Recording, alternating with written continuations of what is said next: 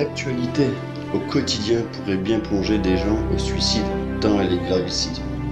Un peu plus chaque jour, mais au contraire, elle pousse au mépris lorsqu'on sait depuis longtemps que ce monde n'est qu'une illusion. Oui, une illusion.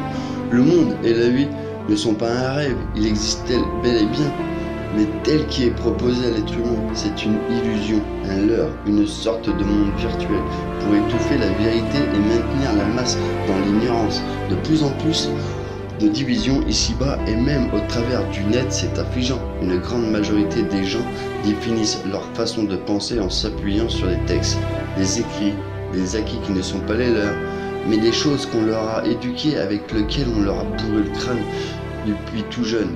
Ils sont agressifs, se pensent au-dessus de tout, alors qu'ils ne font que répéter un discours formaté correspondant à leur aveuglement et à leur soumission involontaire à un ordre d'idées bien établi, sans ces noms, ces croyances de vie et aucune notion de perspective dans la mesure où elle est conditionnée.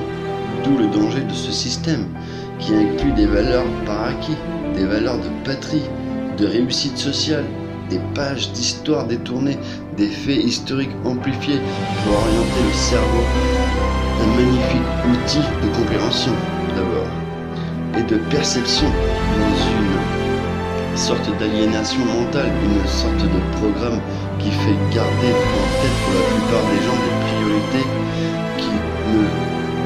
qui ne sont pas les leurs, mais qui répondent à l'éthique d'une société marchande et capitaliste.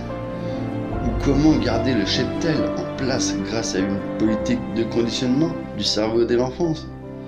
Bien des gens en recherche de leur propre voie rétorquent alors systématiquement « Bah oui, mais qu'est-ce qu'on peut y faire?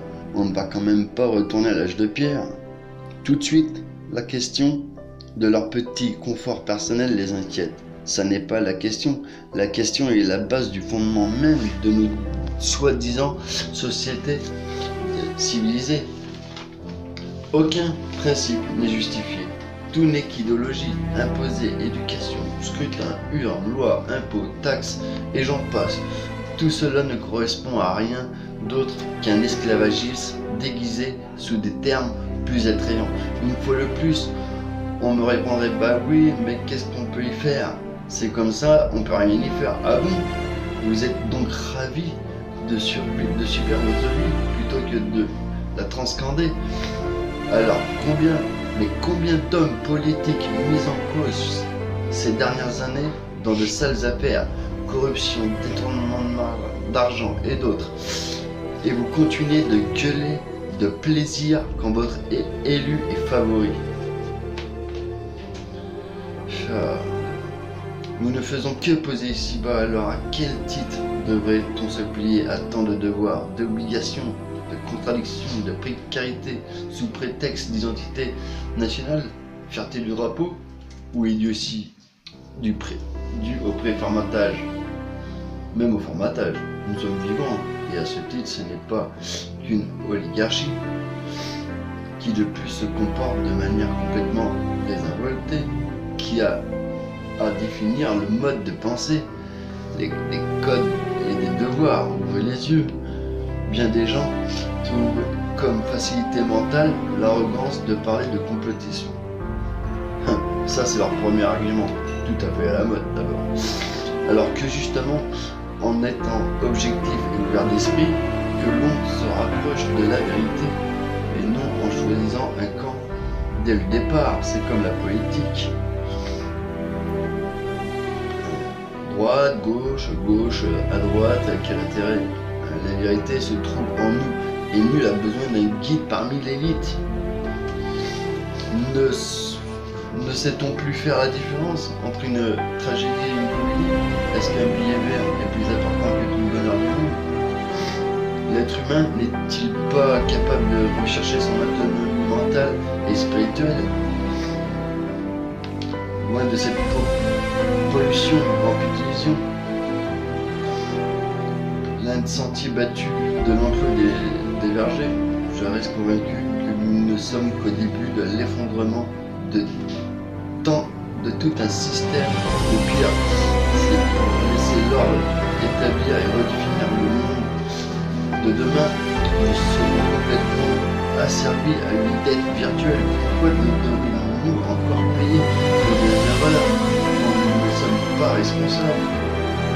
Pour avoir le droit de continuer à respirer, le droit de continuer à travailler jusqu'à 62, 63, voire 64, le droit de continuer à consommer, pendant qu'on prend de plus en plus de contrôle de notre vie et que le monde de la finance continue d'évoluer en toute impunité, sous contrôle et sous état d'âme. Alors, à quoi servent donc les pantins tout fous qui nous gouvernent, sinon nous poignarder dans le dos?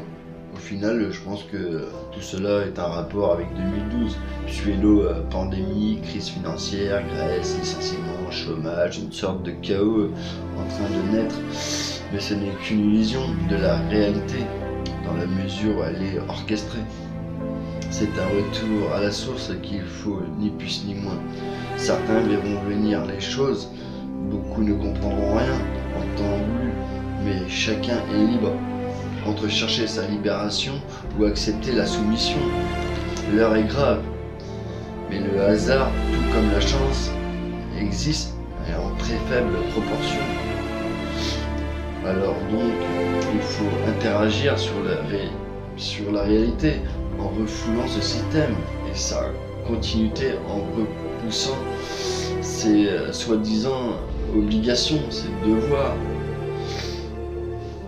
et chercher de plus en plus l'autonomie et la solidarité, au moins un noble espoir.